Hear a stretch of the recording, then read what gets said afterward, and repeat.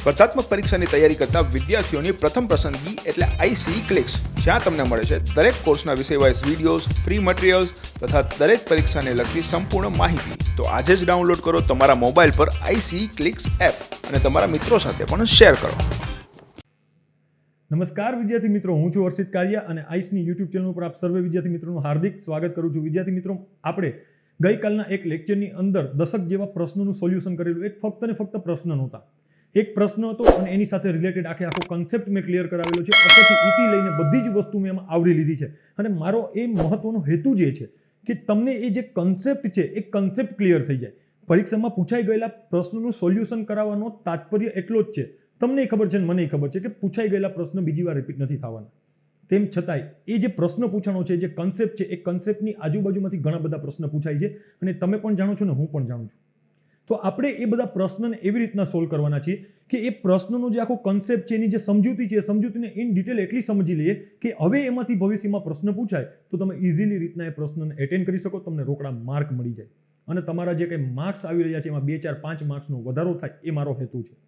આપણે અહીંયા જે કંઈ પ્રશ્નો સોલ્વ કરાવીએ છીએ એમાં હું બધા જ જીએસના જે કંઈ સબ્જેક્ટ છે બધા જ સબ્જેક્ટ લઈ લઉં. બંધારણ લઈ લઉં છું, આર્ટ એન્ડ કલ્ચર લઈ લઉં છું, હિસ્ટ્રી લઈ લઉં છું, જીઓગ્રાફી લઈ લઉં છું, એન્વાયરમેન્ટ લઈ લઉં છું, ઇન્ટરનેશનલ રિલેશનશિપના 2, 4 કન્સેપ્ટ લઈ લઉં છું, ઇન્ટરનેશનલ ઓર્ગેનાઇઝેશનના કન્સેપ્ટ લઈ લઉં છું, જેથી કરીને તમને ભવિષ્યની અંદર ગમે ત્યારે પણ આમાં જે આપણે સોલ્વ કરેલું હોય અને એમાંથી જો પ્રશ્ન પૂછાય તો તમે ઇઝીલી રીતના તેને એટેન્ડ કરી શકો.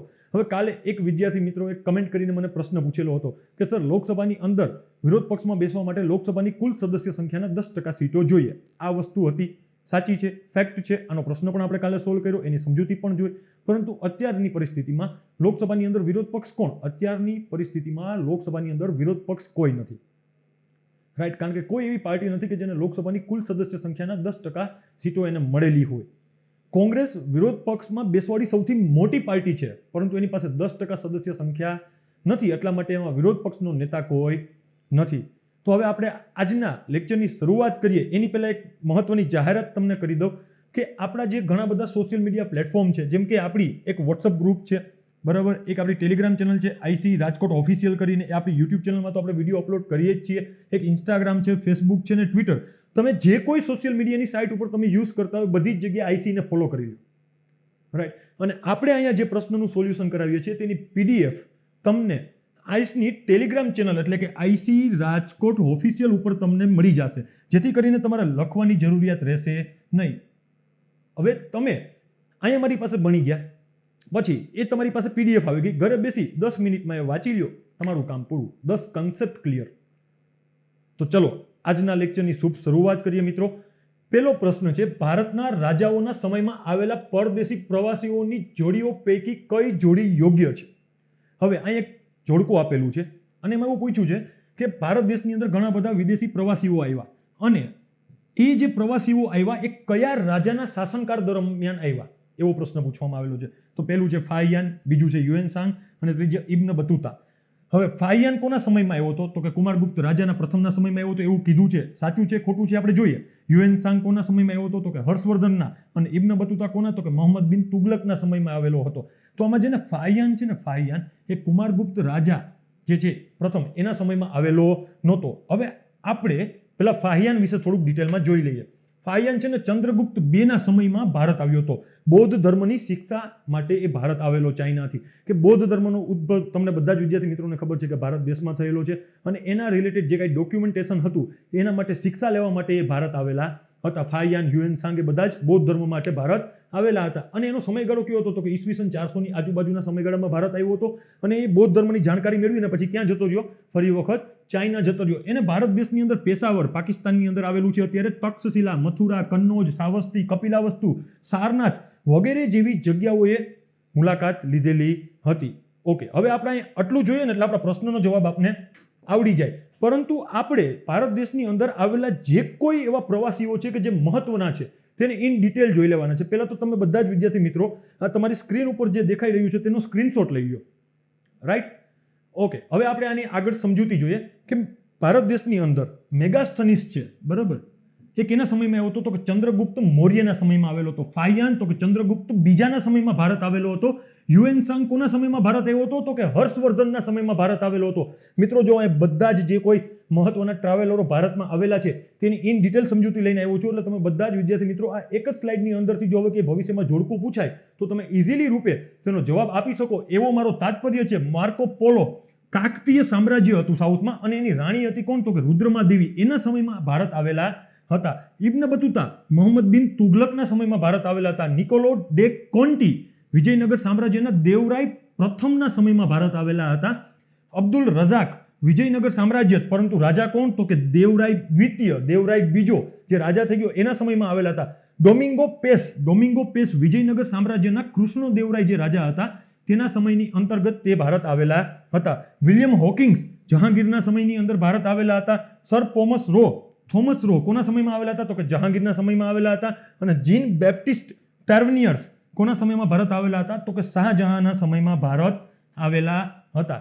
તો આપણે અહીંયા છે ને બધા જ ભારત દેશની અંદર આવેલા જે કોઈ મહત્વના ટ્રાવેલર હતા અને કયો રાજા હતો તેને આપણે જોઈ લીધા. હવે આપણે ફરી વખત આપણા પ્રશ્ન ઉપર જઈએ તો ફાહિયાન કોના સમયમાં ભારત આવેલો હતો તો કે ચંદ્રગુપ્ત બીજાના સમયમાં, કુમારગુપ્ત પ્રથમના સમયમાં આવેલો નહોતો. એટલે એક કેવું થઈ ગયું તો કે ખોટું, એટલે કે એક નીકળી ગયો, અહીંયા એક નીકળી ગયો. ઓકે, અહીંયા 2 અને 3 અહીંયા એક આવશે ઓપ્શન્સમાં, એટલે આ ઓપ્શન છે ખોટો થઈ જાય. અને સી 2 અને 3 એટલે કે યુએનસાંગ અને ઇબ્ન બતુતા. યુએનસાંગ કોના સમયમાં આવેલો હતો તો કે હર્ષવર્ધનના સમયમાં, અને ઇબ્ન બતુતા તો કે મોહમ્મદ બિન તગલકના સમયમાં ભારત આવેલો હતો. તો અહીંયા જે આપણે સરળ રીતના સમજૂતી જોઈ ગયા એટલે આનો પ્રશ્નનો જવાબ આપણને ઇઝીલી રીતના મળી ગયો. હવે જોઈએ ભારતની સંસ્થાઓ અને તેના સ્થાપકોની જોડી પૈકી કોઈ જોડી યોગ્ય નથી.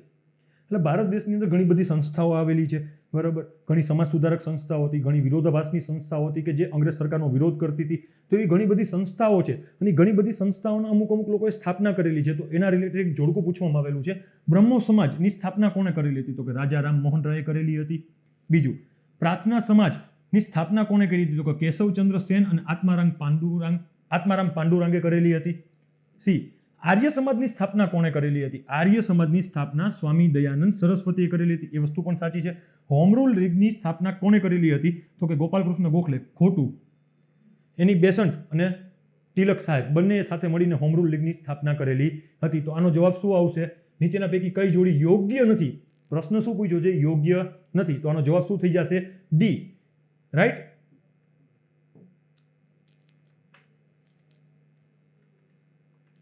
ઓકે, હવે આગળ એક પ્રશ્ન જોઈએ. હન્ટર કમિશનની અગત્યની ભલામણ કઈ હતી? પહેલા તો આપણને એ ખબર હોવી જોઈએ કે હન્ટર કમિશન કેના રિલેટેડ છે. હન્ટર કમિશન શિક્ષા રિલેટેડ છે. વુડ ડિસ્પેચ પછી હન્ટર કમિશન આવેલું હતું. તો હવે છે ને ભારતીય શિક્ષણ પદ્ધતિમાં અંગ્રેજો દ્વારા જે કાંઈ પણ પ્રકારના કાર્ય કરવામાં આવેલા છે, જેટલી પણ આવી કંઈ કમિશન આવેલા છે અથવા તો સમિતિ લાવવામાં આવેલી છે, બધી જ સમિતિને પહેલા તો ડિટેલમાં જોઈ જાય, પછી આપણે આ પ્રશ્ન ઉપર આવીએ તો આપણને આનો જવાબ આવડી જશે. જોઈએ, આધુનિક શિક્ષાના પ્રચાર અને પ્રસાર માટે અંગ્રેજ સરકારે ઘણા બધા કાર્યો કરેલા છે. એમાં પેલું વોરન હેસ્ટિંગ નામના એક વ્યક્તિએ કલકત્તાની અંદર એક મદ્રેસાની સ્થાપના કરી હતી. ક્યાં કરી હતી તો કે કલકત્તામાં. કોણે કરી હતી તો કે વોરન હેસ્ટિંગે મદ્રેસાની સ્થાપના કરી. હિન્દુ કાયદાઓ અને હિન્દુ દર્શન અને સાહિત્યના અધ્યયન માટે જોનાથન ડંકને વારાણસીમાં એક સંસ્કૃત કોલેજની સ્થાપના કરી હતી. જોજો, ખાસ યાદ રાખજો, આ બે ફેક્ટ ઉપર યુપીએસસીમાં પ્રશ્ન પૂછાઈ ગયા, રાઈટ. અને આ બે ફેક્ટ બહુ ઇઝી રીતના યાદ રહી જાય એવા છે અને છોકરાઓ અહીંયા ભૂલ કરે છે. વોરન હેસ્ટિંગે કલકત્તાની અંદર એક મદ્રેસાની સ્થાપના કરી. ઓકે, એના પછી જોનાથન ડંકન આવ્યો અને એને વારાણસીમાં એક સંસ્કૃત કોલેજની સ્થાપના કરી. અને સંસ્કૃત કોલેજ શું કરતું તો કે હિન્દુ કાયદો અને હિન્દુ દર્શન સાહિત્યનું અધ્યયન કરતું, રાઈટ. એના પછી 1813ની અંદર એક ચાર્ટર્ડ એક્ટ લઈ આવવામાં આવે છે. 1813માં એક ચાર્ટર્ડ એક્ટ લઈ આવવામાં આવે છે જેમાં ભારત દેશની અંદર દર વર્ષે પ્રતિ 1 લાખ રૂપિયો આધુનિક શિક્ષણ પાછળ ખર્ચ કરવાની જાહેરાત કરવામાં આવી. પહેલી વખત ભારત દેશની અંદર અંગ્રેજોએ શિક્ષણ પાછળ કરવાનો ખર્ચ માટેનો કયો કાયદો લઈ આવ્યો તો અથવા એ કાયદાની જોગવાઈ કેમાં કરવામાં આવેલી તો કે 1813નો ચાર્ટર્ડ એક્ટ છે.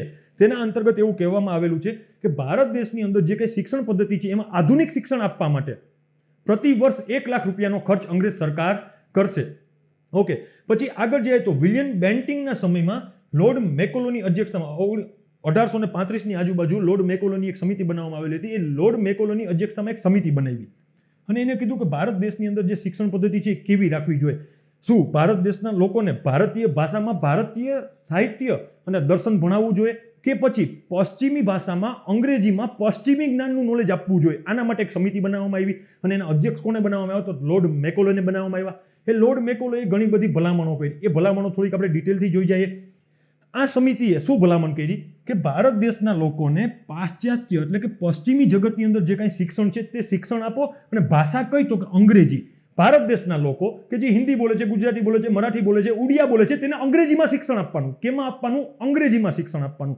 અને એ શિક્ષણ પણ કેવું? તો કે પશ્ચિમી જગતનું, એટલે કે ઇંગ્લેન્ડના જે દેશો છે, ફ્રાન્સ, અમેરિકા, અને એ જે દેશોની અંદર ટેકનોલોજીકલ શિક્ષણની વાત કરી રહ્યા છે એ જ શિક્ષણ ભારતમાં આપવાનું, એવી વાત કરી. બીજું, પ્રાથમિક શિક્ષા ઉપર ધ્યાન ન આપ્યું અને ઉચ્ચ શિક્ષા એ પણ અંગ્રેજીમાં પશ્ચિમી જ્ઞાન આધારિત.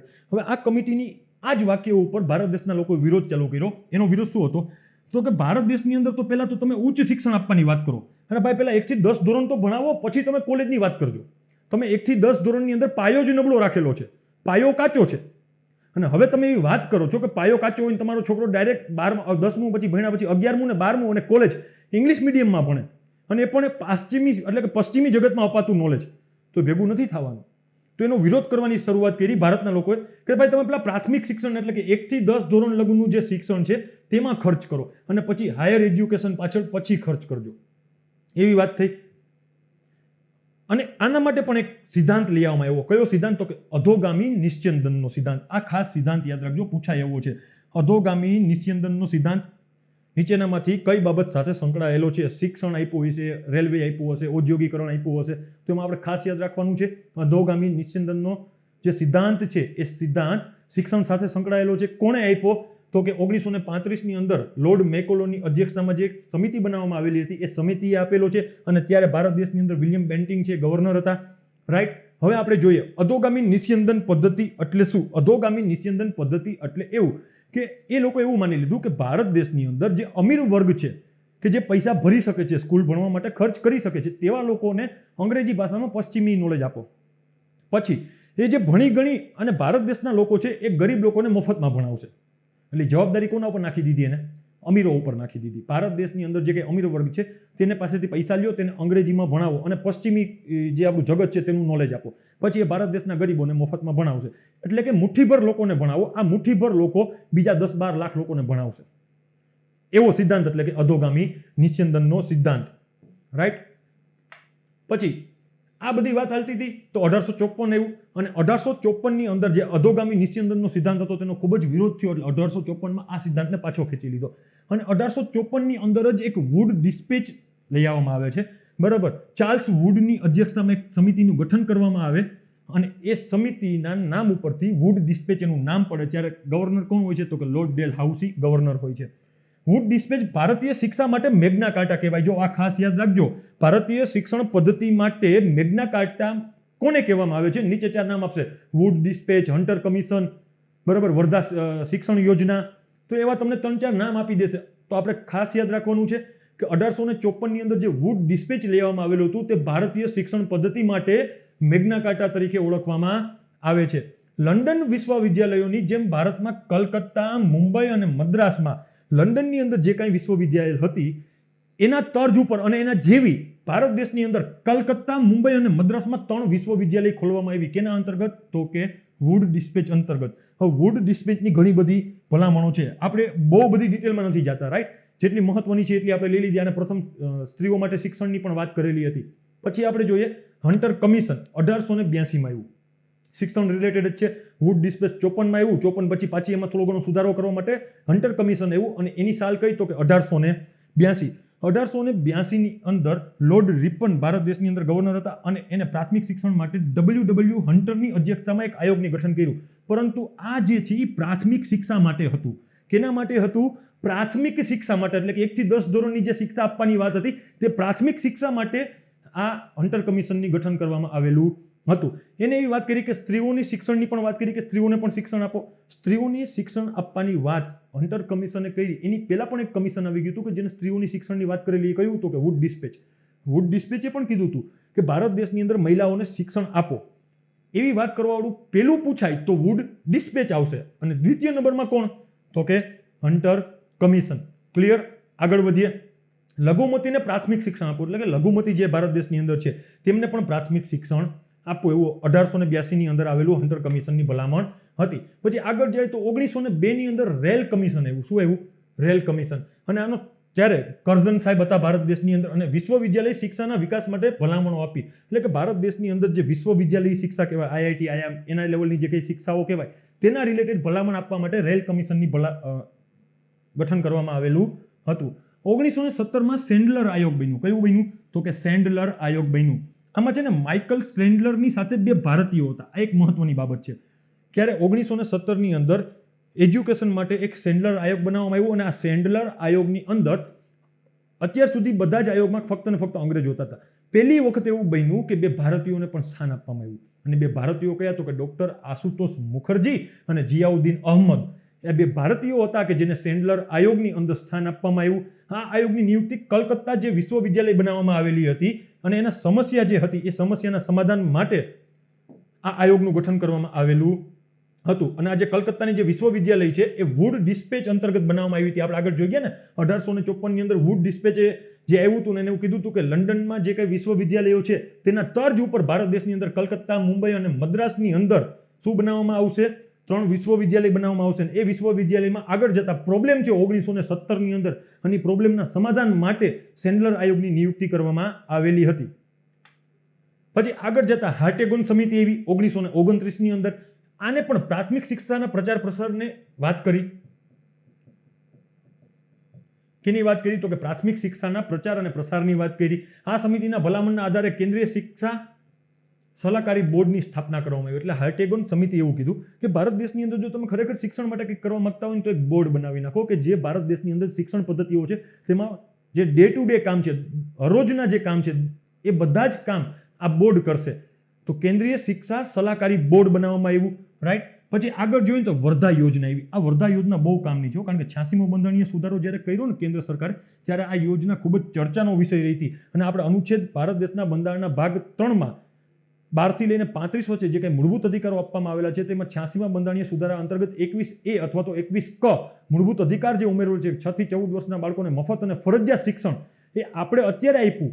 બરાબર. અંગ્રેજોના સમયની અંદર એક વર્ધા યોજના લેવામાં આવેલી હતી. એની વર્ધા યોજના કોણ લઈ આવ્યું હતું? તો કે ઝાકીર હુસેન કમિટી બની હતી. એકવાર ઝાકીર હુસેન સમિતિ, એ ઝાકીર હુસેન સમિતિની ભલામણના આધારે વર્ધા યોજના લેવામાં આવી. અને આ વર્ધા યોજના જે છે ને ગાંધીવાદી વિચારોથી પ્રભાવિત હતી. કોના વિચારોથી પ્રભાવિત હતી? તો કે ગાંધીવાદી વિચારોથી પ્રભાવિત હતી. એની ભલામણ શું હતી? તો કે ભારત દેશની અંદર 7 વર્ષથી લઈને 14 વર્ષના બાળકોને મફત અને ફરજિયાત શિક્ષણ આપવું. ભારત દેશની અંદર 7 વર્ષથી લઈ અને 14 વર્ષના જે કંઈ બાળકો છે તેને મફત અને ફરજિયાત શિક્ષણ આપવાની જોગવાઈની કોઈ વાત કરેલી હોય તો એ વર્ધા યોજના હતી. અને એ કેની ભલામણના આધારે આવી હતી? તો કે ઝાકીર હુસેન સમિતિના ભલામણના આધારે વર્ધા યોજના લેવામાં આવેલી હતી અને આ ગાંધીવાદી વિચારોથી પ્રભાવિત હતી. રાઈટ. અને એમાં એવી વાત કરી કે ભારત દેશની અંદર જે 7 થી 14 વર્ષના બાળકોને જે કંઈ શિક્ષણ આપવામાં આવે છે એ શિક્ષણ એને એની માતૃભાષામાં આપવામાં આવે. એટલે કે ગુજરાતના જે વિદ્યાર્થી મિત્રો હોય તો તેને ગુજરાતીમાં ભણાવવામાં આવે. મહારાષ્ટ્રના જે કોઈ વિદ્યાર્થી મિત્રો હોય ને જેને ગુજરાતી ન આવડતું હોય, હિન્દી ન આવડતું હોય તો તેને મરાઠી આવડતી હશે તો એને મરાઠીમાં ભણાવવામાં આવશે. એવી રીતના તેની જે કંઈ રાજ્યની માતૃભાષા હશે એ રાજ્યની ભાષા પ્રમાણે તેને ભણાવવામાં આવશે. અને વિદ્યાર્થીઓને આગળ જતા જો કંઈ વ્યવસાયિક શિક્ષણ જોઈએ, વ્યવસાયિક એટલે કે સ્કિલ ડેવલપમેન્ટ માટે જે કંઈ શિક્ષા આપવામાં આવતી હોય જેમ કે કોમ્પ્યુટરનું ઓપરેટિંગ એટલે કે CCC નું સર્ટિફિકેટ માટે અત્યારની પરિસ્થિતિમાં, તો એ સમયની અંદર પણ ઘણી બધી પ્રકારની સ્કિલ ડેવલપમેન્ટની શિક્ષા હતી. તો એના માટે જે કંઈ શિક્ષા આપવાની વાત હોય તો એ વિદ્યાર્થી પોતાની ઈચ્છા મુજબ ચૂઝ કરી શકશે. એના ઉપર કોઈ પણ જાતનું પ્રેશર કરવામાં આવશે નહીં. તો એક સરસ મજાની વર્ધા યોજના પણ હતી. બરાબર. તો આપણે અત્યાર સુધી ભારત દેશની અંદર આવેલી બધી જ બાબતોને ડિટેલથી જોઈ ગયા. હવે આપણો પ્રશ્ન શું હતો? એ પ્રશ્ન ઉપર જાય કે હન્ટર કમિશન જે છે, રાઈટ, હન્ટર કમિશનની અગત્યની ભલામણ કઈ હતી? તો પેલું, પ્રાથમિક શિક્ષણને પ્રોત્સાહન આપવું. તો કે હા ભાઈ, પ્રાથમિક શિક્ષણ આપવા માટે જ હન્ટર કમિશન લેવામાં આવેલું હતું. સ્ત્રી શિક્ષણની વાત કરી હતી? તો કે હા કરી હતી. વુડ ડિસ્પેચ એક એવું સમિતિ હતી કે જેને સૌ પ્રથમ સ્ત્રી શિક્ષાની વાત કરી. એના પછી દ્વિતીય વખત કોઈ કમિશન બન્યું હોય અને એને સ્ત્રી શિક્ષાની વાત કરી હોય એ કયું? તો કે હન્ટર કમિશન. ત્રીજું, લઘુમતીને જાતિઓને શિક્ષણમાં પ્રચાર કરવો. તો કે એમાં ઉમેરવા. તો કે હા, આ પણ વાત કરેલી હતી. ચોથું, સમયાંતરે શિક્ષણમાંથી સરકારી સહાય નાબૂદ કરવી. ના ભાઈ, આ વાત ક્યારે અને કદી પણ કોઈ પણ કમિશને કરેલી નથી.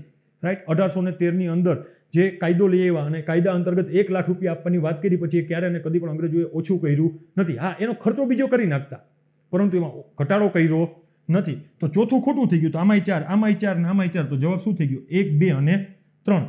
ક્લિયર? જો વિદ્યાર્થી મિત્રો આપણે અહીંયા ખૂબ ડિટેલથી આ બધી જ વસ્તુઓને ડિટેલથી સમજ્યા. જો તમને પસંદ આવ્યું હોય ને અને સમજાઈ ગયું હોય ને, ગળે ઘૂંટડો ઉતરી ગયો હોય ને, તો એકવાર લાઈક કરી દેજો, કમેન્ટ કરી દેજો અને શેર કરી દેજો. ઓકે, એના પછીનો પ્રશ્ન છે કે લોકસભાની અવધિ. પછી ખાલી જગ્યા. તો જોઈએ શું છે સ્ટેટમેન્ટ. કોઈ પણ સંજોગોમાં વધારી શકાય નહીં. ભાઈ ખોટી વાત છે. લોકસભાની અવધિ કોઈ પણ સંજોગોમાં વધારી શકાય નહીં એવું નથી. ભારતીય બંધારણમાં એવું ક્યાંય લખેલું નથી. એક સમયે 6 મહિના સુધી વધારી શકાય છે, ના, આ વસ્તુ પણ ખોટી છે. ડી ઉપર આવ્યા ડાયરેક્ટ. કટોકટીની ઘોષણા દરમિયાન વધુમાં વધુ એક સાથે 2 વર્ષ સુધી વધારી શકાય છે, ખોટી વાત છે. સી ઓપ્શન સાચો છે. કટોકટીની ઘોષણા દરમિયાન એક સાથે 1 વર્ષ માટે વધારી શકાય છે. ભારત દેશના બંધારણના ભાગ 18માં અનુચ્છેદ 352 રાષ્ટ્રીય કટોકટી, રાઈટ, એ 352 અંતર્ગત એવું કહેવામાં આવેલું છે કે ભારત દેશની અંદર જ્યારે રાષ્ટ્રીય કટોકટીની લાગુ હોય ત્યારે સંપૂર્ણ ભારત દેશની અંદર ઇલેક્શન ન થઈ શકે એમ હોય તો લોકસભા એટલે કે સંસદ એક વખત કાયદો બનાવીને લોકસભાની અવધિ એક વખતમાં 1 વર્ષ માટે એમ અનંતકાળ સુધી લંબાવી શકે છે. એટલે કે એક વખત સંસદ કાયદો બનાવશે, લોકસભા નહીં બનાવે, એક વખત સંસદ કાયદો બનાવી અને લોકસભાની અવધિ 1 વર્ષમાં 1 વાર વધારી શકશે. એટલે કે એક વખત વધારી તો 1 વર્ષ સુધી ચાલશે, પછી બીજી વખત પાછું વર્ષ વધારવું હોય તો બીજી વખત કાયદો બનાવવો પડશે. એવી રીતના અનંતકાળ સુધી વધારી શકશે. કેટલા સમય સુધી વધારી શકશે? તો કે અનંતકાળ સુધી વધારી શકશે. તો આ જે સી સ્ટેટમેન્ટ છે એ સાચું થઈ જાય. કટોકટીની ઘોષણા દરમિયાન એક સાથે 1 વર્ષ માટે વધારી શકાય છે, એ સ્ટેટમેન્ટ કેવું થઈ જાય? સાચું થઈ જાય, રાઈટ. એટલે આમાં કંઈ એટલું બધું ડિટેલમાં જવાની જરૂરિયાત નથી. ઓકે, કાયદાનું શાસન કઈ પદ્ધતિમાં જોવા મળે? બહુ ઇઝી પ્રશ્ન છે. જોઈએ આપણે એક ઓપ્શન્સને શાંતિથી સમજીએ. પહેલું છે સરમુખ અત્યારશાહી. હવે સરમુખ અત્યારશાહી એટલે ડિક્ટેટરશિપ કહેવાય, વન મેન શાસન કહેવાય. હિટલર, સદામ હુસેન જેવા સૌથી મોટા વિશ્વની અંદર ડિક્ટેટર થઈ ગયા છે કે જે પોતે કહીને એમ કરવાનું. એમાં કાયદાનું શાસન ક્યાં આવ્યું? રૂલ ઓફ લો ક્યાં આવ્યું? કાયદાનું શાસન એટલે કે કાયદો કેમ કરવાનું. ભારત દેશની અંદર મૂળભૂત કાયદો કયો તો કે બંધારણ. બંધારણ કહીને એમ નરેન્દ્ર મોદી સાહેબ નહીં કરવાનું, કારણ કે વડાપ્રધાન છે, રાઈટ. અને બંધારણ કેમ તમારે મારે કરવાનું. ભારત દેશની અંદર મૂળભૂત કાયદો કયો તો કે બંધારણ. અને બંધારણની અંદર જે કાંઈ વસ્તુ લખેલી છે તેવી રીતના સુપ્રીમ કોર્ટ ચાલે, તેવી રીતના જ સરકાર ચાલે. તો બંધારણ મૂળભૂત કાયદો છે. તો આ ડિક્ટેટરશિપની અંદર બંધારણ જેવું કાંઈ હોય નહીં, વન મેન આર્મી એના જેવું છે. એક વ્યક્તિ કેમ કરી નાખવાનું. હિટલરે કેટલા બધા યહૂદીઓને એક ટનલમાં ભરી અને ઝેરી ગેસ છોડાવી દીધો, કેટલા બધા યહૂદીઓને મારી નાખ્યા, ઇઝરાયલ દેશમાં જે યહૂદી છે તેને. તો એ વન મેન રૂલ થઈ ગયું ને. તો આ ડિક્ટેટરશિપમાં કાયદાનું શાસન જોવા મળે તો કે ના, ન જોવા મળે. અમીરશાહી ઉપર આવીએ. અમીરશાહી એટલે કે એવું કે ભારત દેશની અંદર લોકશાહી નથી એવું માની લ્યો અત્યારે થોડાક સમય માટે, અને મુકેશભાઈ અંબાણીને ભારત દેશની અંદર કોઈ પણ હોદ્દો આપી દે તો અમીર છે ને એ અમીરશાહી થઈ ગઈ. અમીરશાહી મીન્સ કે એમાં અમીરોને જ મતદાન કરવાનો અધિકાર હોય, અમીરો જ ચૂંટણી લડી શકે અને અમીરો જેમાંથી કોઈ પણ એક પદ ઉપર બિરાજમાન થાય. તો આમાં કાયદાનું શાસન ક્યાં થયું? ઇક્વાલિટી ક્યાં આવી? સમાનતાની વાત ક્યાં આવી? સ્વતંત્રતાની વાત ક્યાં આવી? તો આ પણ આવશે નહીં. અલ્પજનતંત્ર એટલે કે અમુક લોકો જ ઇલેક્શન લડી શકે અને અમુક લોકો જ મતદાન કરી શકે અને અમુક લોકોમાંથી જ એમાં કોઈ વ્યક્તિ ચૂંટાઈને અહીંયા બેસે, જે ભાષાકીય પણ અલ્પસંખ્યક હોય, જાતિકીય પણ અલ્પસંખ્યક હોય, ગમે તે રીતના અલ્પસંખ્યક હોઈ શકે. તો આ પણ આમાં આવશે નહીં, કારણ કે આ તો એનું જ શાસન થઈ ગયું. આવું કોઈ દિવસ રૂલ ઓફ લો હોય નહીં. તો લોકશાહીમાં જોવા મળે ને ભાઈ, લોકોથી, લોકો વડે, લોકો માટે ચાલતું શાસન એટલે કે લોકશાહી. અને આ લોકશાહીની અંતર્ગત જ શું કહેવાય કે કાયદાનું શાસન જોવા મળે છે. નેક્સ્ટ પ્રશ્ન જોઈએ વિદ્યાર્થી મિત્રો આપણે કે ભારતીય સંવિધાન મુજબ મૂળભૂત અધિકારો સંદર્ભે નીચેનામાંથી કયું કારણ સાચું નથી એવું પૂછ્યું છે. પહેલા ખાસ જોજો પ્રશ્ન કે આપણને પૂછવામાં શું એવું છે, સાચું છે એવું પૂછવામાં આવેલું છે કે સાચું નથી. તો આપણને શું પૂછવામાં આવેલું છે? કયું કારણ સાચું નથી. તો જોઈએ પેલું સ્ટેટમેન્ટ, જે સામાન્ય કાયદાથી ઉપર છે. મૂળભૂત અધિકારો એ સામાન્ય કાયદાથી ઉપર છે એવું કહેવામાં આવ્યું છે. હા, આ સ્ટેટમેન્ટ સાચું છે, રાઈટ. સામાન્ય કાયદા દ્વારા તમારા મૂળભૂત અધિકારોમાં વધારો ઘટાડો કરી શકાતો નથી. કે સરકાર એવો કાયદો ન લઈ આવી શકે. જેમ કે અત્યારે 86માં બંધારણીય સુધારા અંતર્ગત 21A આર્ટિકલ ઉમેરો ને એમાં કહેવામાં આવેલું છે કે 6 થી 14 વર્ષના બાળકોને મફત અને ફરજિયાત શિક્ષણ. તો હવે કેન્દ્ર સરકાર એવો કાયદો ન લઈ આવી શકે કે 6 થી 14 વર્ષના બાળકો માટે 5,000 રૂપિયા પર યર ફી ભરવાની. એવો કાયદો કેન્દ્ર સરકાર લઈ આવી શકે નહીં. કારણ કે સરકારે એવું કહી દીધું કે 6 થી 14 વર્ષના બાળકોને મફત અને ફરજિયાત શિક્ષણ છે. તો એ મૂળભૂત અધિકાર છે અને મૂળભૂત અધિકારો જે છે એ સામાન્ય કાયદા કરતા હંમેશા માટે ઉપર હોય. હવે મૂળભૂત અધિકારોમાં સુધારો વધારો કરી શકાય? એક એવો પ્રશ્ન થાય તો કે હા, અનુચ્છેદ 368 અંતર્ગત મૂળભૂત અધિકારોમાં સુધારો વધારો કરી શકાય છે. એક ખાસ યાદ રાખી લેજો. સાથે સાથે આ પણ યાદ રાખી લેજો કે સુપ્રીમ કોર્ટે કેશવાનંદ ભારતી કેસમાં એક મૂળભૂત ઢાંચાનો સિદ્ધાંત આપેલો છે. કેનો સિદ્ધાંત આપેલો છે? મૂળભૂત ઢાંચાનો સિદ્ધાંત. અને કેસ કયો? તો કે કેશવાનંદ ભારતી કેસ. એ કેસમાં સુપ્રીમ કોર્ટે એવું કહી દીધું કે અમે જે કોઈ બંધારણની જોગવાઈઓને અથવા તો બંધારણના કોઈ પણ ભાગને મૂળભૂત ઢાંચો ઘોષિત કરી દઈએ તો સંસદ અનુચ્છેદ 368 અંતર્ગત તેમાં સુધારો કરી શકતી નથી. એટલે કે અનુચ્છેદ 368 અંતર્ગત ભારત દેશના બધા જ મૂળભૂત અધિકારોમાં સુધારો કરી શકાય? તો કે હા. શું મૂળભૂત જે ઢાંચો ઘોષિત કરેલો છે તેમાં સુધારો કરી શકે? તો કે નહીં. ક્લિયર બધા જ વિદ્યાર્થી મિત્રોને? આગળ વધીએ. ઓકે, તે નિરપેક્ષ છે. હવે નિરપેક્ષ એટલે એને કહેવાય absolute right, absolute fundamental right. ના, નથી. શું કામ નથી એ આપણે છેલ્લે સમજીએ.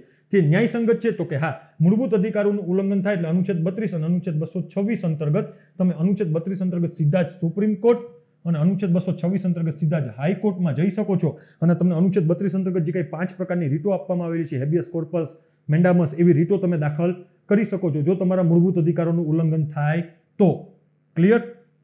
એટલે આ સ્ટેટમેન્ટ કેવું છે? તે ન્યાયસંગત છે? તો કે હા, એ સાચું છે. અને ઉપરોક્તમાંથી એક પણ નહીં, એટલે આ સ્ટેટમેન્ટ તો આવશે જ નહીં, કારણ કે આ બંને સાચા થઈ ગયા. અને આ તે નિરપેક્ષ છે એ કેવું છે? તો કે ખોટું છે. અને આપણે શું પૂછ્યું કે મૂળભૂત અધિકારો સંદર્ભે નીચેનામાંથી કયું કારણ સાચું નથી? તો આ ભાઈ સાચું નથી, એટલે આપણો જવાબ શું થશે? બી. હવે નિરપેક્ષ છે કે નહીં એ આપણને ખબર કેમ પડે? એબ્સોલ્યુટ રાઇટ કોને કહેવાય? એબ્સોલ્યુટ રાઇટ એને કહેવાય કે એના ઉપર કોઈ પણ પ્રકારનો અપવાદ આપવામાં આવેલા ન હોય, એના ઉપર કોઈ પણ પ્રકારની બંધનકર્તા કરવામાં આવેલા ન હોય, અથવા તો કોઈ પણ મૂળભૂત અધિકારોને જકડી ન લીધા હોય, સાદી ભાષામાં કહીએ તો. જેમ કે અનુચ્છેદ 19 વાણી અને અભિવ્યક્તિની સ્વતંત્રતા, એ ઘણી બધી બાબતમાં છીનવાઈ જાય. અનુચ્છેદ 144 લાગે, અનુચ્છેદ 352 લાગે, બરાબર?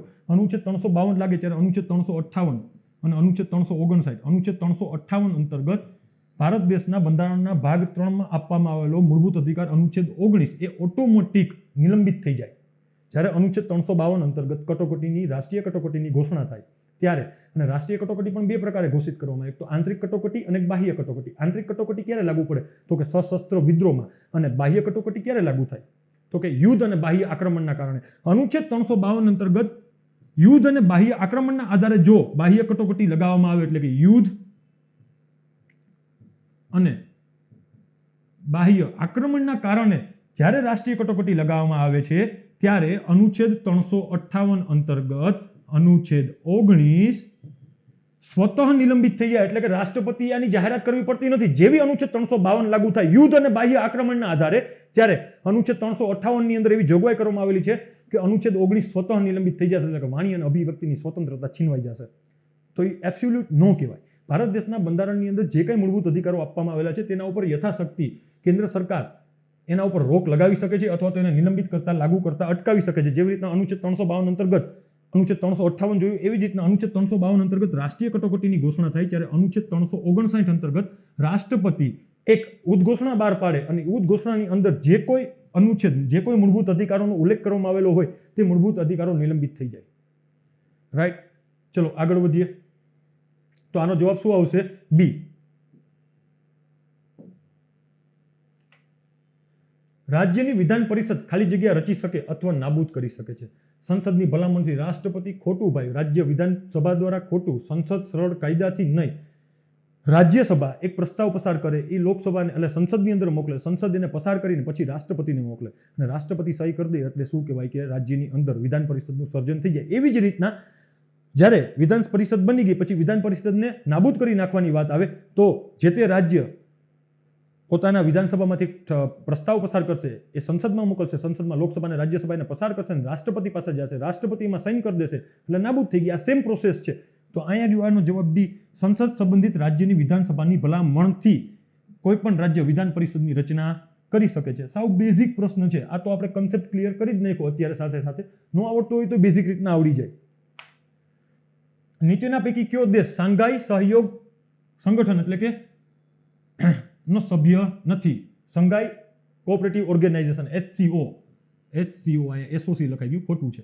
Shanghai cooperative organization. Okay. Bharat અને પાકિસ્તાન એના સભ્ય છે? તો કે હા. 2017 ની અંદર કઝાકિસ્તાનના અસ્થાનામાં જ સમિટ મળી ત્યારે જ ભારત અને પાકિસ્તાનને એમાં ઉમેરવામાં આવ્યા. કઝાકિસ્તાન અને ઉઝબેકિસ્તાન એના સદસ્ય છે? તો કે હા છે. રશિયા અને ભારત એના સદસ્ય છે? તો કે હા છે.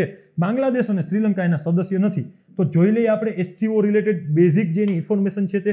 સૌ પ્રથમ 26 એપ્રિલ 1996 ના રોજ HCO ની સ્થાપના કરવામાં આવી અને ત્યારે એમાં ફક્ત 5 જ સદસ્ય હતા અને ત્યારે એને સંઘાઈ 5 ના નામે ઓળખવામાં આવતું હતું. ત્યારે એને HCO સંઘાઈ કોઓપરેટિવ ઓર્ગેનાઇઝેશનના નામે ઓળખવામાં આવતું નહોતું. ત્યારે એને કયા નામે ઓળખવામાં આવતું? સંઘાઈ 5. ક્લિયર? ઓકે. એમાં 5 દેશ કયા હતા? તો પહેલો હતો ચાઇના, ખાસ યાદ રાખો, ચાઇના. બીજો કઝાકિસ્તાન, ત્રીજો કિર્ગિસ્તાન, ચોથો રશિયા અને પાંચમો તજાકિસ્તાન. ખાસ યાદ રાખો, ચાઇના, કઝાકિસ્તાન, કિર્ગિસ્તાન, રશિયા અને તજાકિસ્તાન. આ 5 દેશ હતા અને ક્યારે સ્થાપના થઈ હતી? 1996 માં. ત્યારે એને શું કહેવામાં આવતું? સંઘાઈ 5. પછી આગળ જતા એક છઠ્ઠો મેમ્બર ઉભો આવ્યો. છઠ્ઠો કોણ આવ્યું? તો કે ઉઝબેકિસ્તાન આવ્યા. ઉઝબેકિસ્તાન એક છઠ્ઠા મેમ્બર તરીકે આવ્યું અને ત્યારે ટોટલ 6 થયા અને ત્યારે જ એનું નામ પડ્યું HCO, સંઘાઈ કોઓપરેટિવ ઓર્ગેનાઇઝેશન. એટલે કે પેલા 5 હતા ત્યારે સંઘાઈ 5 કહેવાતા. છઠ્ઠો મેમ્બર કોણ ઉમેરાણું? તો કે ઉઝબેકિસ્તાન. ઉઝબેકિસ્તાનને ઉમેરાતા એનું નામ બદલીને શું કરી નાખવામાં આવ્યું? તો કે HCO, સંઘાઈ કોઓપરેટિવ ઓર્ગેનાઇઝેશન. અને આગળ જતા 9 જૂન 2017 ના રોજ કઝાકિસ્તાનના અસ્થાનામાં એક સમિટ મળી. કઝાકિસ્તાનના અસ્થાનામાં એક સમિટ મળી અને એમાં ઇન્ડિયા અને પાકિસ્તાનનો સમાવેશ કરવામાં આવ્યો. અહીંયા ખાસ યાદ રાખજો, ઇન્ડિયા 7મો દેશ છે ને પાકિસ્તાન 8મો છે. બાપ જ હોય, દીકરો જ હોય, બાપ હંમેશા પહેલા હોય. તો ઇન્ડિયાને કેટલામો નંબર મળ્યો? 7મો. અને પાકિસ્તાનને કેટલામો નંબર મળ્યો? 8મો. રાઈટ? તો આપણે અહીંયા પ્રશ્ન જોઈ ગયા હવે કે નીચેના પૈકી કયા દેશ સંઘાઈ કોઓપરેટિવ ઓર્ગેનાઇઝેશનના સભ્ય નથી? તો કે બાંગ્લાદેશ ને શ્રીલંકા. બહુ ઇઝી પ્રશ્ન છે આ, તો ફેક્ચ્યુઅલ હતો, આપણે છતાંય ડિટેલમાં જોઈ ગયા. હવે સંઘાઈ કોઓપરેટિવ ઓર્ગેનાઇઝેશન છે ને એ સોશિયલી, ઇકોનોમિકલી અને પોલિટિકલી એક ઓર્ગેનાઇઝેશન છે. મિલિટરી ઓર્ગેનાઇઝેશન કહેવાય. રાઈટ? તો એના બધા જ કાર્યો બહુ ઇઝી છે, એટલે એમાં કંઈ જાણવા જેવું નથી કે ઇકોનોમીમાં અમે એકાબીજાને મદદ કરશું, એકાબીજાના દેશોમાં રોકાણ કરશું, પોલિટિકલી બાબતોની અંદર જરૂરિયાત લાગશે ત્યારે અમે સાથે ઊભા રહેશું, મિલિટરીની બાબતમાં પણ જ્યારે ક્યારે પણ જરૂરિયાત ઊભી રહેશે ત્યારે અમે એકબીજાને પડખે ઊભા રહેશું, એવી વાત કરવામાં આવેલી છે. ઇન્ટરનેશનલ લેબર ઓર્ગેનાઇઝેશનના કન્વેન્શન 138 અને 182 ઇન્ટરનેશનલ લેબર ઓર્ગેનાઇઝેશન કન્વેન્શન કઈ બાબત સાથે સંકળાયેલા છે? હવે જો આ પ્રશ્ન છે ને કરંટનો હતો, જે તે સમયે ફૂલ કરંટમાં ઉપડ્યું હતું, કારણ કે 138 ને 182 ઇન્ડિયાએ પણ આને રેટિફાઈ એટલે કે સાઇન કરેલા છે, પોતાના સંસદમાંથી પસાર કરાયેલા છે. ઓકે. હા, 138 ને 182 જે કન્વેન્શન છે કઈ બાબત સાથે સંકળાયેલા છે? પહેલા તો એ કોણ લઈ આવ્યું ત્યાં કહી દીધું કે ઇન્ટરનેશનલ લેબર ઓર્ગેનાઇઝેશન. લેબર એટલે શું થાય? મજદૂર. હવે ઓપ્શન્સ જોવું, આનો સાચો જવાબ આવશે બાળ મજૂરના પ્રશ્નો સાથે, પરંતુ ઓપ્શન્સ જો પર્યાવરણના સંદર્ભના ખેતીના ફેરફાર, ત્યાં લેબર છે અને એને આને કંઈ લેવા દેવા નહીં. ખાદ્ય પદાર્થોની કિંમત, અરે ભાઈ ક્યાં ભાગો છો તમે? કાર્ય મથકમાં જેન્ડર એટલે કે કાર્ય મથકમાં જેન્ડરની સમાનતા, એટલે કે વર્કિંગ પ્લેસ હોય જ્યાં જેન્ડર ઇક્વાલિટી, બહેનો અને ભાઈઓને બંનેને એક સમાન સ્થાન આપવામાં આવે, એક સમાન સેલેરી આપવામાં આવે, એક સમાન કામ બદલ એક સમાન સેલેરી આપવામાં આવે, એને કહેવાય કાર્ય મથકમાં જેન્ડર ઇક્વાલિટી. તો એની બાબતે આમાં કંઈ વાત જ નથી કરી. હવે તમે અહીંયા ખાલી શાંતિથી પરીક્ષાની અંદર બેઠા 2 સેકન્ડ આના ઉપર વિચારવું હોય તો આનો જવાબ આવડી જાય. અહીંયા ચોખવટ કરી દીધી છે કે લેબર ઓર્ગેનાઇઝેશન છે અને લેબર રિલેટેડ એક જ આમાં એવું કે બાળ મજૂરીના પ્રશ્નો માટે. તો આનો જવાબ ઇઝીલી રીતના આવડી જાય. આ પ્રશ્ન લઈ આવવાનું કારણ એકમાત્ર એવું હતું કે તમને લોકોને પરીક્ષાની અંદર સ્માર્ટલી આન્સર કેવી રીતના મેળવવો એ સમજાવવા માટે આ પ્રશ્ન લઈ આવ્યો. જ્યારે ક્યારે પણ પ્રશ્ન આવે તમારા ટચમાં નથી, તમે વાંચ્યો નથી, તો એ પ્રશ્ન ડાયરેક્ટ વાંચ્યા વગર છોડી ન દેવાય કે અડધો વાંચીને આ તો આવડતો જ નથી એમ કરીને હાર માનીને આગળ ન નીકળી જવાય. મંजिल मिलेंगी परिंदों को, ये पहले वो उनके पर बोलते हैं, अक्सर खामोश रहते हैं वो लोग जमाने में जिनके हुनर बोलते हैं. રાઈટ? એટલે મહેનત કરવાની મિત્રો, નસીબમાં હશે તો મળી જ જશે. થોડુંક વિચારો અને પ્રશ્નનો જવાબ આવડી જાય તો આપણા બાપનું શું ઘસાઈ જવાનું? મહેનત કરી લેવાની. રાઈટ? તો આ ઇન્ટરનેશનલ લેબર ઓર્ગેનાઇઝેશન જે છે એનું કન્વેન્શન છે અને 138 ને 182 એના રિલેટેડ જે 2 નિયમોના પત્રો બહાર પાડેલા છે એમાં ઇન્ડિયાએ સાઇન કરી હતી ને એ સમયે બહુ ચર્ચામાં હતા અને ઘણા બધા વિદ્યાર્થી મિત્રો આ પ્રશ્ન બહાર નીકળીને એવું કહેતા હતા સર અમને ક્યાંય આવડ્યો નહીં આ પ્રશ્ન. પરંતુ આ તમે અહીંયા લેબર વાંચી અને બાળ મજૂરી ઇઝીલી એને જોઈન્ટ કરી શકો છો. બેંકો દ્વારા પ્રાયોરિટી લેન્ડિંગમાં કોનો સમાવેશ થાય છે? બહુ સરસ મજાનો કન્સેપ્ટ છે ઇકોનોમીનો. આજે આપણે ડિટેલથી જોવાના છીએ. બધા જ વિદ્યાર્થી મિત્રો પેન અને બુક લઈને બેસી જ જાજો. આ કન્સેપ્ટ ન સમજાય તો કમેન્ટ કરીને મને પૂછી લેજો. જો સમજાઈ જાય ને તો એકવાર વાહ વાહની કમેન્ટ કરી દેજો. રાઈટ? પહેલા જોઈએ પ્રશ્ન શું છે કે પ્રાયોરિટી લેન્ડિંગમાં કોનો સમાવેશ થાય છે? ખેતીવાડીનું ધિરાણ, MSM એટલે કે micro small and medium enterprises જેને કહેવાય, સૂક્ષ્મ લઘુ અને મધ્યમ કક્ષાના ઉદ્યોગો, શિક્ષણ માટેનું ધિરાણ, રોડ બ્રિજ બાંધકામ માટેનું ધિરાણ. આ ચારમાંથી કેમાં PSL અંતર્ગત લોન આપવામાં આવે તેની વાત આપણને પૂછવામાં આવેલી છે. તો આપણે આખું PSL જ જોઈ જાય, પ્રાયોરિટી સેક્ટર લેન્ડિંગ નોર્મ્સ. જ્યારે બેંકોની શરૂઆત થઈ ગઈ, ભારત દેશ આઝાદ થઈ ગયો અને પછી બેંકોનું રાષ્ટ્રીયકરણ કરી નાખવામાં આવ્યું, રાઈટ. ઇમ્પિરિયલ બેંક ઓફ ઇન્ડિયામાંથી સ્ટેટ બેંક ઓફ ઇન્ડિયા બની અને આરબીઆઈનું પણ રાષ્ટ્રીયકરણ કર્યું અને એ બધી વસ્તુ ચાલતી હતી. ત્યારે કેવું હતું કે ભારત દેશની અંદર ગરીબી, ભૂખમરી, બેરોજગારીનું સ્તર ખૂબ જ ઊંચું હતું. અમુક લોકો હતા કે જેને પોતાના ઉદ્યોગ ધંધા રોજગારો ચાલુ કરી દીધા હતા અને તમારા મારા જેવી મોટી જનસંખ્યા હતી, 80% જેવી જનસંખ્યા એવી હતી કે જેના ઘરમાં 2 ટાઈમની રોટલી નહોતી. અને બેંકો એવા વ્યક્તિઓને લોન આપતી નહોતી. બેંકો નાના ખેડૂતોને લોન ન આપે અને બેંકો કોઈ નાના ઉદ્યોગોને લોન ન આપે. કારણ કે એની પાસે છેડો ન હોય. આમ દામ દંડ ભેદની નીતિ ન વાપરી શકતા હોય નાના માણસો, મધ્યમ વર્ગના લોકો. તો આરબીઆઈ એવું વિચાર્યું અને સરકારે એવું વિચાર્યું કે ભારત દેશની અંદર છે ને કાયદો લઈ આવ્યા આપણે કે બેંકોએ તેની પાસે આવેલી ટોટલ રકમમાંથી CRR, SLR બાદ કરી અને જે કાંઈ રકમની લોન સ્વરૂપે ફેરવે છે એ રકમના 40%, કેટલા ખાસ યાદ રાખજો, 40% કાયદા દ્વારા નિર્ધારિત કરેલા ક્ષેત્રમાં લોન આપવાની. નહીં આપે તો એને દંડના રૂપે એની પાસેથી પૈસા લઈ લેવામાં આવશે. હવે ક્યાં લઈ લેશે, શું કરશે, આપણે આગળ જોઈએ, પરંતુ અત્યારે એટલું યાદ રાખો. શું કરવાનું? જેમ કે એક એક્ઝામ્પલ લઈએ, સરસ મજાનું. SBI બેંક છે, એની પાસે એક વર્ષ દરમિયાન 1 લાખ કરોડ રૂપિયા આવ્યા. કેટલા? 1 લાખ કરોડ. CRR, SLR બાદ કરતા 1 લાખ કરોડ રૂપિયા બચે. તો એ 1 લાખના 40%, એટલે કે 40,000 કરોડ. કેટલા? 40,000 કરોડ રૂપિયા એને કેન્દ્ર સરકારના કાયદા મુજબ નક્કી કરેલા, એટલે કે પ્રાયોરિટી સેક્ટર લેન્ડિંગ, નિર્ધારિત કરેલા ક્ષેત્રોમાં રોકવાના. એવા જ વ્યક્તિઓને લોન આપવાની કે જે PSLના નિયમ અંતર્ગત જેનો ઉલ્લેખ કરેલો હોય. એ કેનો અને કેવો ઉલ્લેખ કરેલો છે એ આપણે જોઈએ. ઓકે, આટલું ક્લિયર બધા જ વિદ્યાર્થી મિત્રોને? આગળ વધીએ. પહેલી વખત શરૂઆત કરી 1968માં. નાના લોકોને લોન ન મળતી એટલે કેન્દ્ર સરકાર કાયદો લઈ આવ્યું. ત્યારે એવું કીધું કે ત્યારે આ 3 ક્ષેત્રમાં 40% લોન આપવાની. પહેલું એગ્રીકલ્ચરમાં, બીજું સ્મોલ ઇન્ડસ્ટ્રીઝને અને ત્રીજું એક્સપોર્ટ કરતા ઉદ્યોગ ધંધાવાળાઓને. એટલે કે તમે જે 1 લાખ કરોડની તમારી પાસે કેપિટલ હતું એમાંથી 40% લોન તમારે અહીંયા જ આપવાની. એટલે કે 40,000 કરોડ રૂપિયા તમારે અહીંયા જ આપવાના. કાં તો તમે એગ્રીકલ્ચરમાં 30,000 આપો અને 10,000 સ્મોલ ઇન્ડસ્ટ્રીમાં આપો, અથવા તો ત્રણેયને 15-15 આપો. 40% તો આપવાના. 40%ની ઉપર તમને મજા આવે એટલા આપો, પરંતુ મિનિમમ કેટલા દેવાના? તો કે 40% તો અહીંયા દેવાના જ. 1968ની અંદર આ કાયદો લઈ આવ્યા અને પછી આગળ જતા એમાં ઘણા બધા સુધારા કર્યા અને છેલ્લે 2015નું આપણે લિસ્ટ જોઈએ તો એ 40%નો જ નિયમ છે. બેંકોએ પોતાની ટોટલ આવકમાંથી CRR, SLR બાદ કરીને જે કાંઈ રકમ બચે એના 40% એને નિર્ધારિત કરેલા ક્ષેત્રોમાં આપવાના. એ નિર્ધારિત કરેલા ક્ષેત્રમાં ક્યાં કેટલા આપવાના તો આપણે ડિટેલથી જોઈએ વિદ્યાર્થી મિત્રો. પહેલું, એક તો વીકર સેક્શન જેને કહેવામાં આવે છે તેને આપવાના. SC, ST, minority, artisans, national rural livelihood mission, બરાબર, national urban livelihood mission, Pradhan Mantri Jan Dhan યોજના અંતર્ગત જ્યારે તમે ખાતું ખોલાવો અને ખાતું ખોલાવ્યા પછી તમને જે ATM કાર્ડ આપવામાં આવે અને ATM કાર્ડમાં તમને એક ઓવરડ્રાફ્ટની ફેસિલિટી આપવામાં આવે કે તમારા એકાઉન્ટની અંદર જો પૈસા નથી મિત્રો તો પણ તમે 10,000 રૂપિયા સુધી ઓવરડ્રાફ્ટ નીકાળી શકો. એટલે કે તમારા એકાઉન્ટની અંદર પૈસા નથી તો તમે ATM નાખો અને પછી તમે અહીંયા સેવિંગ એકાઉન્ટ, કરંટ એકાઉન્ટ અને નીચે આપ્યું હોય ઓવરડ્રાફ્ટ, તો ઓવરડ્રાફ્ટ ઉપર ક્લિક કરો અને તમે પૈસા ઉપાડો તો તમારા એકાઉન્ટની અંદર પૈસા ન હોય તો તમને 10,000 રૂપિયા સુધીમાં મળશે.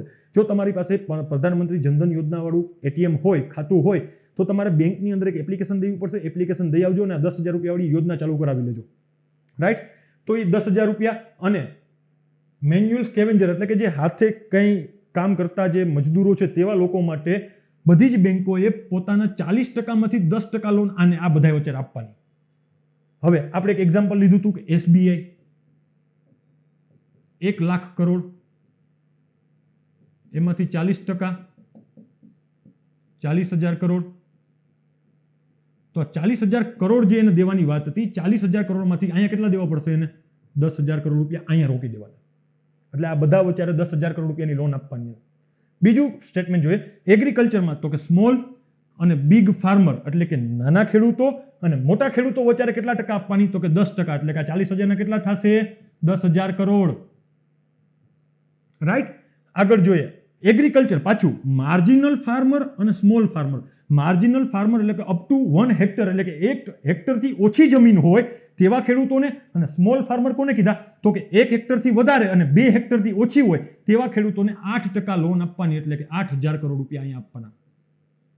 ક્લિયર? ઓકે.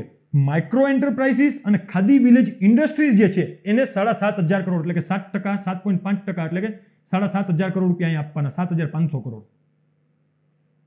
રાઈટ?